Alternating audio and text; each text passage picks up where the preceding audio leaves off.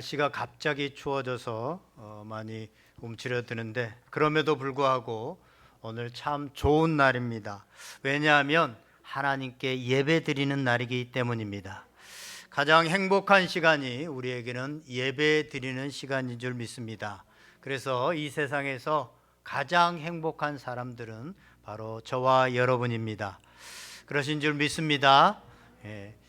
옛날 동로마 제국에 내려오는 전설 하나를 말씀드리려고 합니다.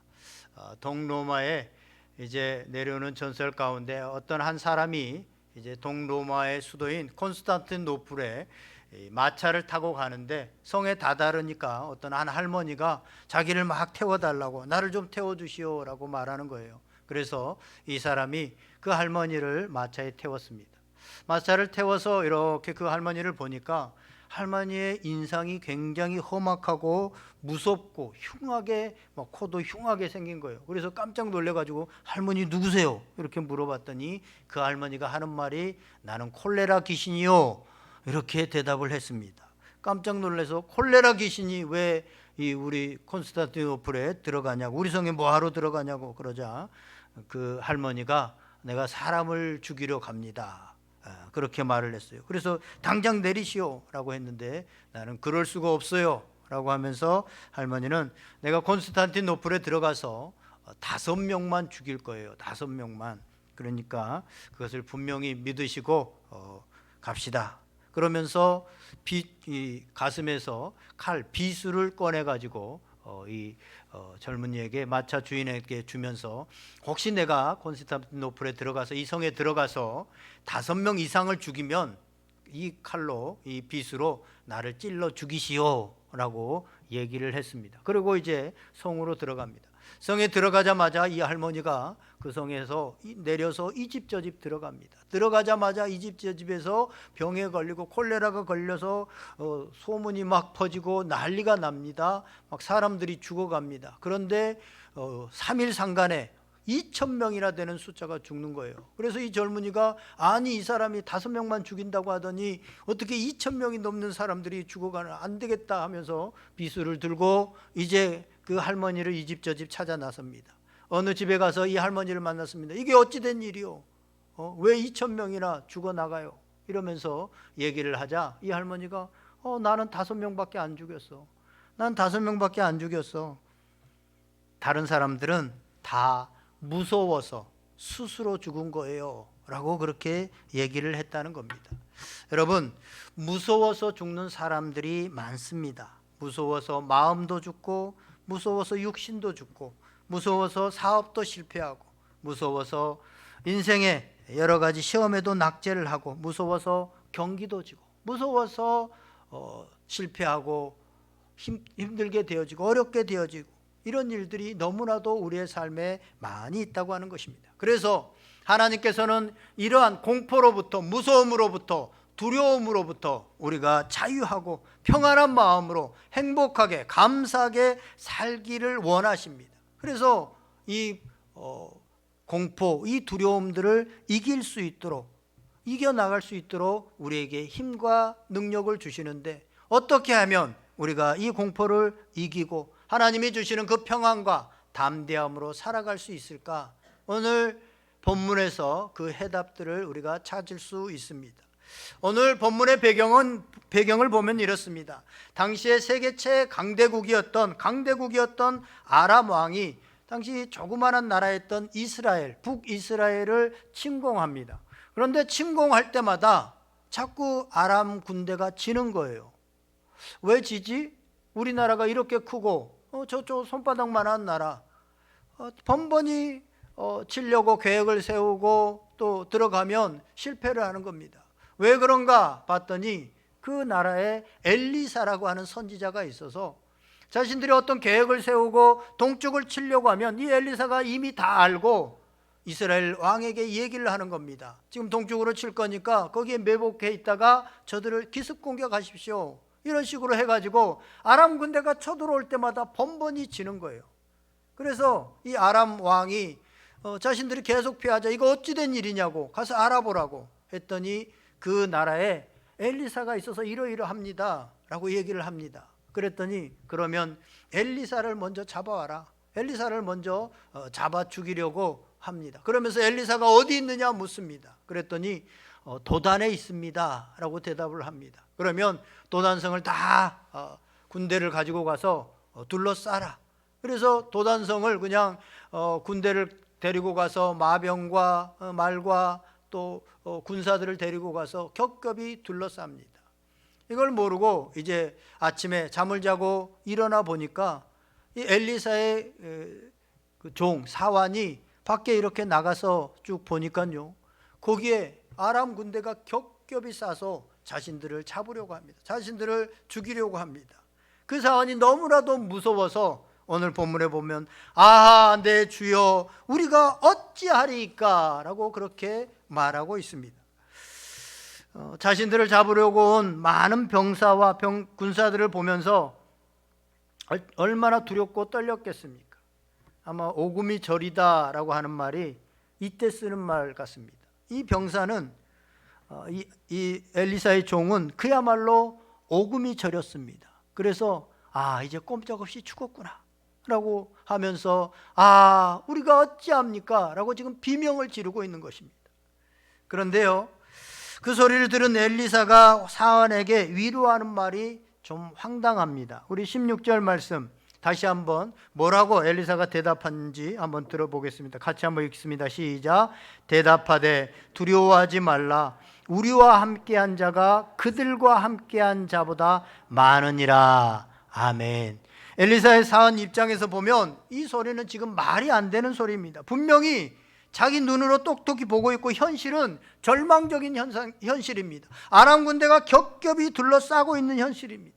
적군의 말과 병거가 성읍을 에워싸고 포위된 절망스러운 그런 상황입니다. 자신들이 꼼짝없이 죽을 수밖에 없는 상황입니다. 그런데 엘리사는 두려워하지 말라라고 말을 하면서 우리와 함께한 자가 그들과 함께한 자보다 많으니라 이렇게 말합니다.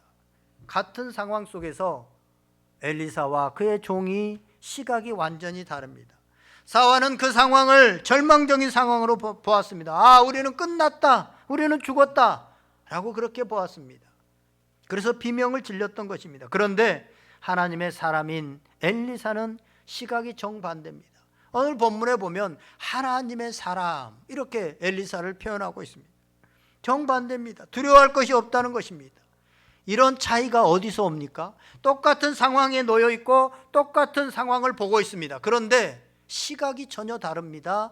대하는 태도가 전혀 다릅니다. 어째서 이런 태도와 이런 시각이 다를 수 있느냐는 것입니다. 엘리야의 사환은 자신을 둘러싸고 있는 아람 군대의 말과 병거들만 본 반면에 하나님의 사람이었던 엘리사는 하나님이 보내신 불말과 불병거를 보았기 때문입니다. 저는 이 구절을 묵상하면서요 이런 생각을 했습니다. 지금 우리나라가 코로나로 또 정치적인 이유로 경제적인 또 여러 가지 개인주의적인 이런 것들 때문에 여러 어려움들을 겪고 있습니다. 이런 상황에서 우리 신앙인들이, 신앙을 가진 우리 하나님의 사람들이 이러한 현실을 어떤 눈으로 보고 어떻게 느끼고 어떻게 판단해야 하는가 하는 것입니다. 어쩌면 우리에게 엘리사의 시각은 없고 오직 사환의 시각밖에 없어서 우리도 세상 사람들과 동일하게 절망하고 절망의 소리를 신음을 내고 있는지도 모릅니다. 사실 지금 세상뿐만 아니라 교회들에서 들려오는 소리도 내 주여 우리가 어찌하리까 하는 탄식의 소리뿐입니다. 이럴 때 우리 하나님의 사람들이 가져야 할 태도는 어떤 태도일까요? 세상 사람들과 똑같은 시각으로 보고 판단하고 죽겠다 좌절하고 절망하는 것이, 그렇게 신음하고 있는 것이 하나님이 기뻐하시는 뜻이 아닐 것입니다. 그래서 우리는 엘리사의 눈을 가질 수 있어야 된다고 하는 사실을 우리는 이 본문의 말씀을 통해서 확인할 수 있습니다. 사도행전 27장을 보면요, 바울이 복음을 전하다가 붙잡히게 되어집니다. 붙잡아서 이제 로마로 배를 타고 압송되어지는 그런 일이 있게 되어지는데요, 로마로 압송되는 가운데 배를 타고 갑니다. 그런데 이 지중해 유라굴로라고 하는 광풍이, 큰 태풍이 불게 되어집니다. 그 태풍이 그냥 잠깐 지나가는 것이 아니라 하루 이틀 3일 계속되어지니까 사람들이 이제 가지고 있던 물건들을 다 배에 던지고 다 죽게 되었노라고, 먹지 못하고 줄이고, 또 우리가 살 소망이 없다, 소망을 잃어버리고 있었습니다. 그러한 가운데 이제 죄수로 끌려왔던 그 바울이 그들을 향해서 사도행전 27장 22절에 보면 이렇게 말합니다.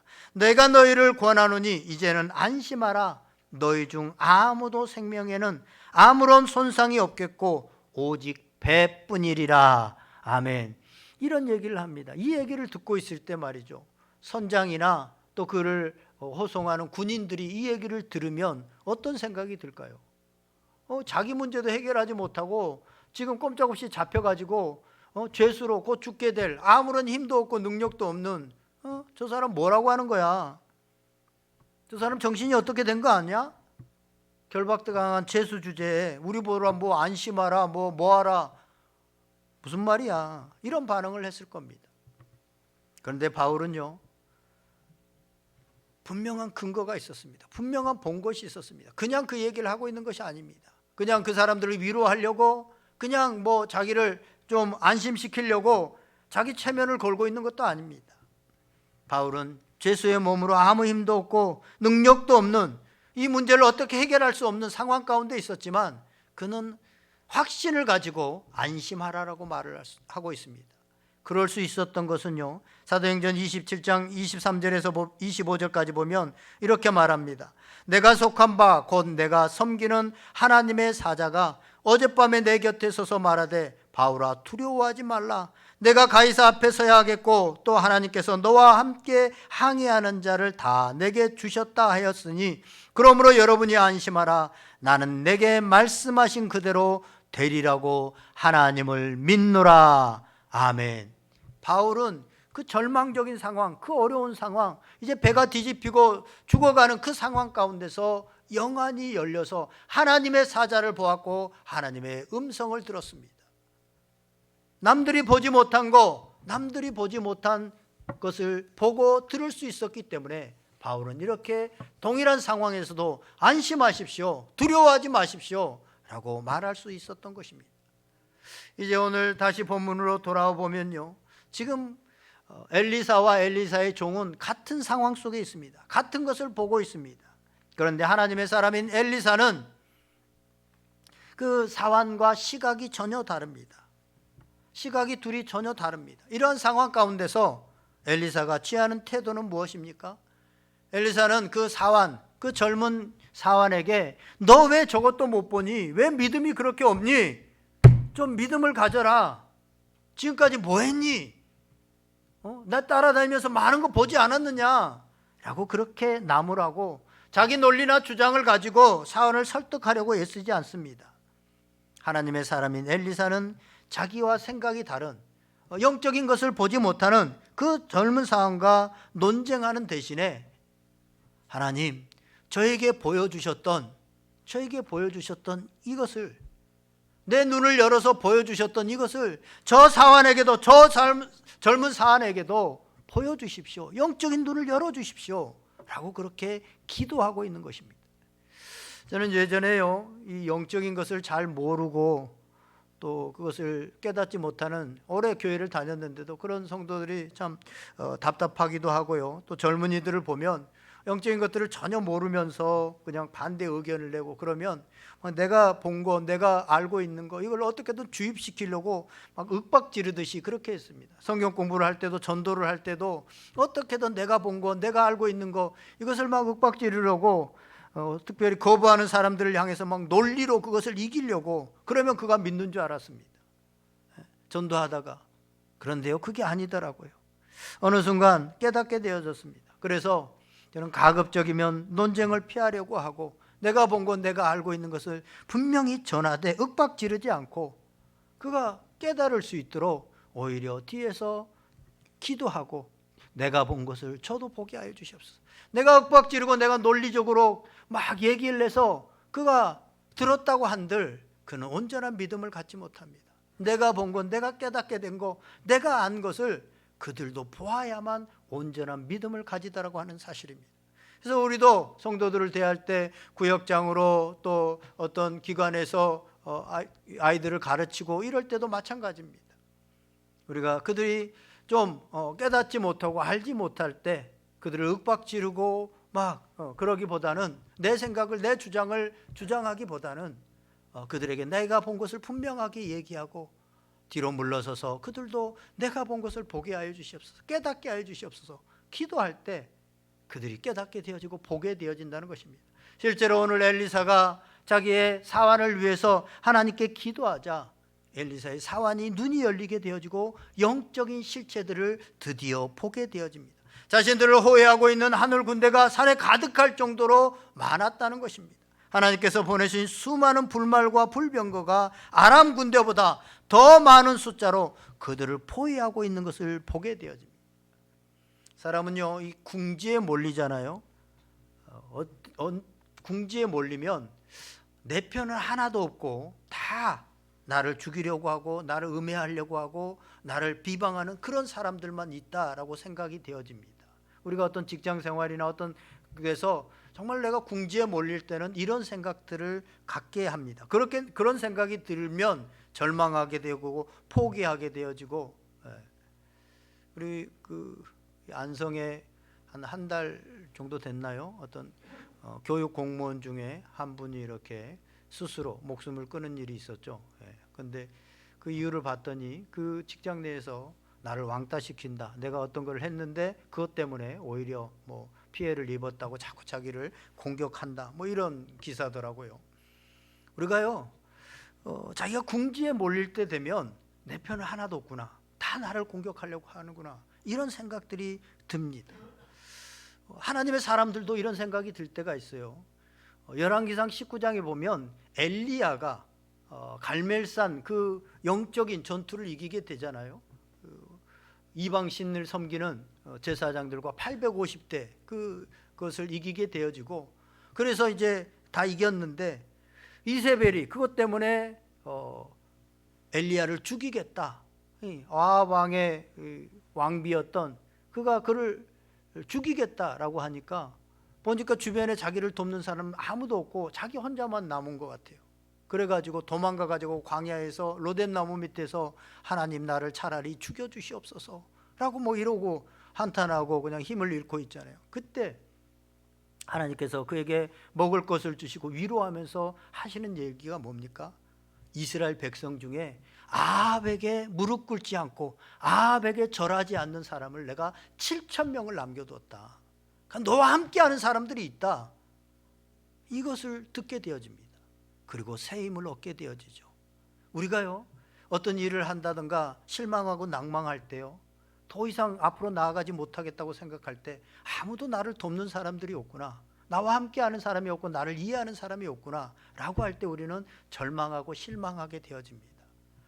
청소년들이나 젊은 사람들이 가끔 이렇게 자살하고 이런 걸 할 때요, 실제로 그 아이를 이해해주고 그 아이를 사랑하고 정말 그 아이를 위해주는, 그 아이 편에 서는 사람이 3명만 있어도 그 아이는 그런 결정을 내리지 않는다라는 얘기를 제가 들은 적이 있습니다. 아니, 3명이 아니라 진실로 나를 위해주는 사람이 있구나, 정말 나와 함께하는 사람이 있구나, 나와 같이 아파하는 사람이 있구나 라는 한 사람만 간절히 있다라고 생각을 해도 얘는 극단적인 결정을 하지 않을 겁니다. 그런데 우리가요, 이 믿음의 눈을 뜨고 영적인 눈이 열리면 이런 어려운 가운데요, 이런 나를 돕는 사람들이 보이더라는 거예요. 그리고 그 소망을 가지고 나아가면 실제로 돕는 사람들이 있다라는 것입니다. 더 나아가서 우리를 하나님께서 불말과 불병거를 보내서 우리를 돕고 계시고 우리를 지키시고 계시고 보호하고 계시는 것이 느껴지고 보여지면 우리는 어떠한 어려움들도 이길 수 있다라고 하는 사실입니다. 그렇게 되어지면 우리가 어떠한 어려움 가운데서도 승리하게 되어지고 용기를 얻게 되어지고 앞으로 달려갈 수 있다는 것입니다. 그래서 이 영적인 눈을 들어서 우리가 이 하나님의 역사하심을 보는 것이 너무나도 중요합니다. 그런데 이처럼 영적인 눈을 가지고 영안을 가지고 바라볼 수 있는 것, 이 어떤 사람이 바라볼 수 있느냐라는 것입니다. 오늘 성경에 보면 엘리사는 기도합니다. 그 사환이 보지 못하자 그 사환을 위해서도 기도합니다. 기도하는 사람이 결국은 이 영적인 것들을 보게 되더라는 것입니다. 복음서에 보면 예수님께서 많은 앞을 보지 못하는 사람들을 고쳐주시는 장면들이 많이 나옵니다. 그러면서 너희가 눈이 있어도 보지 못한다, 이 영적인 의미로 너희가 눈을 떴지만 진짜 하나님의 나라와 하나님이 너희를 돌보시고 인도하신 것을 보지 못한다 라는 것을 얘기하면서 어떤 사람이 보게 되어지느냐, 이 바디메오 얘기가 있습니다. 바디메오는 예수님께서 지나갈 때 예수님께 외쳤죠. 크게 외쳤죠. 다윗의 자손 예수여, 불쌍히 여겨주시옵소서. 불쌍히 여겨주시옵소서. 사실은 이 기도하는 거잖아요, 예수님께. 사람들이 옆에서 시끄러워, 그걸로 안 돼, 그리고 좀 조용해 라고 하지만 바디메오는 더 간절하게 예수님께 부르짖습니다. 다윗의 자손 예수여, 나를 불쌍히 여겨주시옵소서. 간절히 기도하는 거예요. 오늘날로 말하면 뭐 기도로 돼? 좀 조용히 해, 그냥 조용히 적당히 믿어, 기도도 소용없어, 뭐 이런 거예요. 그런데 이 바디메오는 간절하게 예수님께 외칩니다. 그러자 예수님께서 다가오셔서 내가 너에게 무엇을 하여 주기를 원하느냐 라고 묻죠.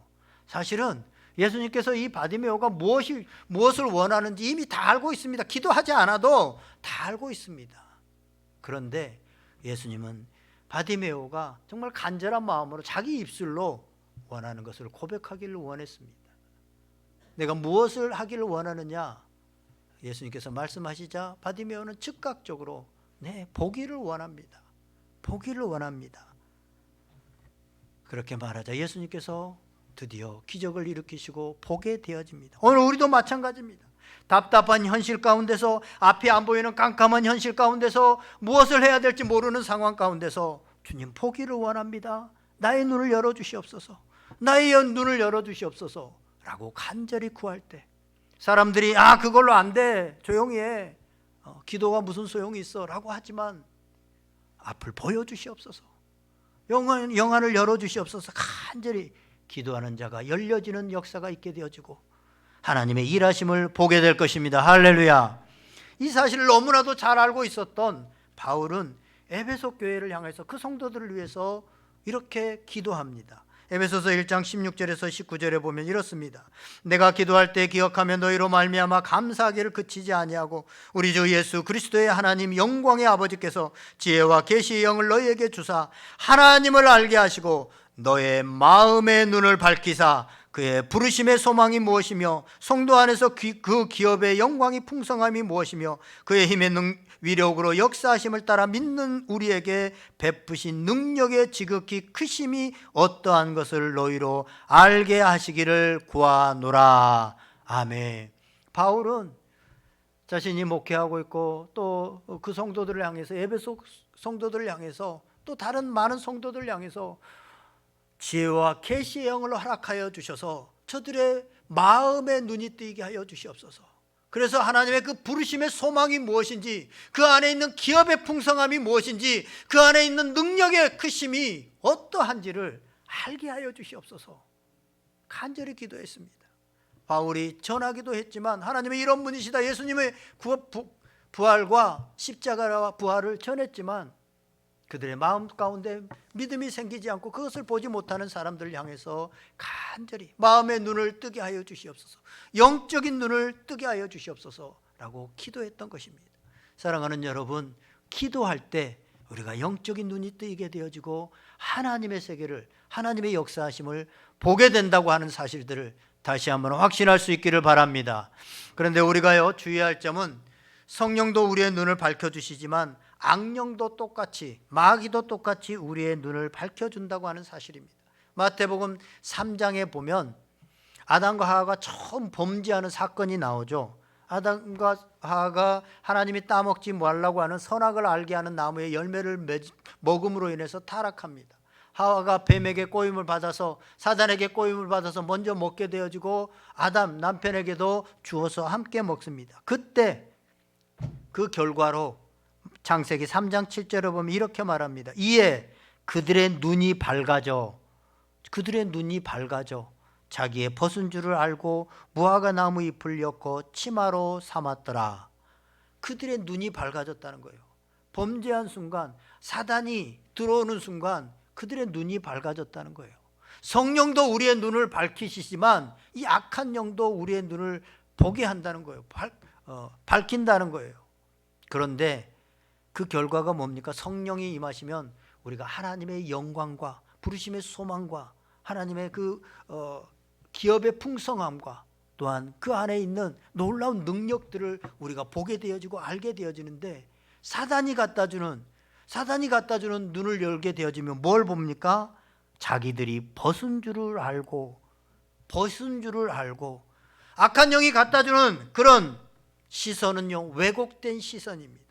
벌거벗은 자기 모습을 보게 된다는 거예요. 그래서 수치심이 가득하게 되어지고 절망하게 되어집니다. 마귀는 자꾸 우리에게 다가와서 어떤 시각을 갖게 하냐면, 너 가진 것도 없잖아, 너 배운 것도 없잖아, 능력도 없잖아, 너 건강도 부실하잖아, 너 별 볼 일 없는 사람이야, 쓸모없는 인간이야, 이런 시각들을 자꾸 갖다 줍니다.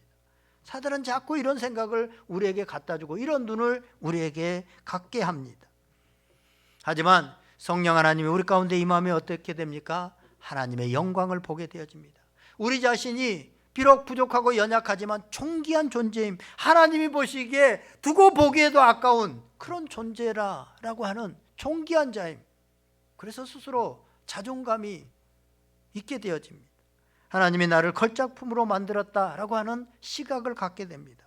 어려움 속에서도 엘리사와 같이 우리를 도우시고 지키시는 하나님이 불말과 불병거를 보내시고 우리를 지키고 계시다라고 하는 것을 보게 된다고 하는 사실입니다.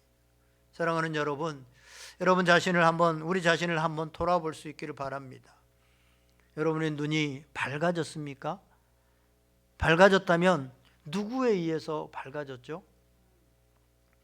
그것을 알려고 하면요, 지금 내가 무엇을 보고 있는가를 통해서 알 수 있습니다. 하고한 날, 초라한 내 자신, 실패했던 과거, 비참한 내 인생, 옆에 문제 많은 남편, 문제 많은 아내, 이런 것들만 바라보고 후회하고 좌절하고 있다면 그것은 사단이 밝혀준 눈입니다. 사단이 지금 보게 하는 눈입니다. 하지만 지혜와 계시의 영인 성령이 우리의 눈을 뜨게 하시면 우리가 바라보는 것이 달라집니다.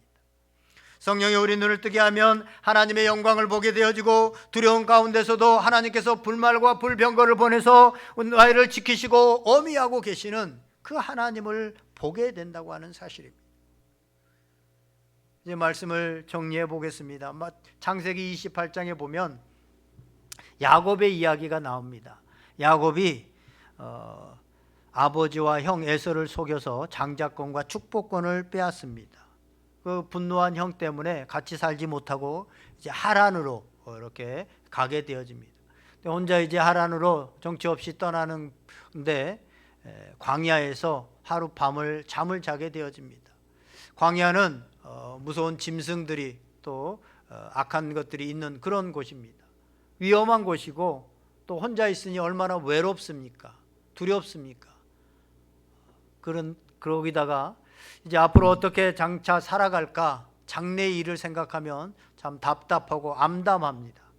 그런 가운데 이제 두려워하고 절망하고 있었는데, 그곳에서 잠을 자다가 꿈속에서 하늘과 땅을 연결한 사닥다리를 보았고, 그 사닥다리를 오르락 내리락 하는 천군 천사를 보았습니다.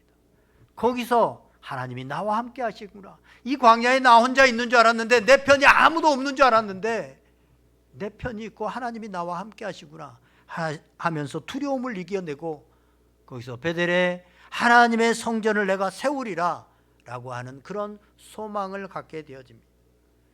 여러분, 믿음이라고 하는 것은 보이지 않는, 아무것도 보이지 않는 그 허상을 억지로 막 붙잡고 이럴 거야 막 자기 긍정하면서 막 자기 암시를 하면서 그렇게 나아가는 것이 믿음이 아닙니다. 없는 것을 있다고 상상하는 자기 체면, 이런 것이 믿음이 아니라고 하는 것입니다. 영적인 눈이 열려져서 실제로 문제를 보지만 그 문제 뒤에 역사하고 계시는 하나님, 나를 돕고 계시는 그 하나님, 수많은 사람들, 이런 것을 영적인 눈을 떠서 아람 군대라고 하는 현실도 있지만, 암담한 현실도 있지만, 그 뒤에 있는 남이 보지 못하는 그 하늘 군대를 바라보는 것, 이것이 바로 이 눈이 바로 믿음입니다. 그래서 이것을 보게 되어지는, 그러면 그것이 우리가 상상하고 우리가 억지로 가지려고 하는 것이 아니라, 이 영적인 눈은 구체적이며 실제적인 하나님의 임재를 확신하게 한다는 것이죠. 그래서 어떤 상황 가운데서도 흔들리지 않고 담대하게 두벅두벅 그 믿음의 길을 걸어가게 되어지고 승리하게 되어진다고 하는 사실입니다.